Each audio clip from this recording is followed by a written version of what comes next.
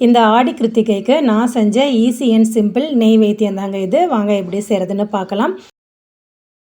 இந்த ரெசிபி செய்கிறதுக்கு ஃபஸ்ட்டு ஒரு ஃப்ரை பேனில் நெய், சின்ன சின்னதாக கட் பண்ணின தேங்காய் சேர்த்து ஃப்ரை பண்ணணும். தேங்காய் கொஞ்சம் கலர் மாதிரி வந்ததும் வேறு ஒரு பிளேட்டுக்கு மாற்றி வச்சுக்கலாம். நெக்ஸ்ட்டு அதே ஃப்ரை பேனில் 1 கப் வெல்லம், 1.5 கப் தண்ணி சேர்த்துக்கலாம். வெல்லம் பாகுப்பதம் எதுவுமே நம்ம பார்க்க தேவையில்லை. வெல்லம் கரைஞ்சி கொதித்ததும் ஃபில்ட்ரு பண்ணி அப்படியே தண்ணி எடுத்து வச்சிடலாம். வெள்ளைப்பாகு நல்லா சூடு ஆறணும். அடுத்ததாக ஒரு மிக்சர் ஜாரில் வாழைப்பழத்தை கட் பண்ணி சேர்த்துட்டு 1 கப் அரிசி மாவு, 1 ஸ்பூன் கோதுமை மாவு, உப்பு, 1/4 டீஸ்பூன் பேக்கிங் சோடா, வெள்ளைப்பாகும் சேர்த்துக்கணும். ஃபஸ்ட்டு பாதி அளவு வெள்ளைப்பாகை சேர்த்து ஒரு ஸ்பூனை வச்சு மாவை நல்லா மிக்ஸ் பண்ணி விட்டுட்டு அடுத்தடுத்து கொஞ்சம் கொஞ்சமாக வெள்ளைப்பாகை சேர்த்து மிக்சியில் அரைச்சி எடுத்துக்கோங்க.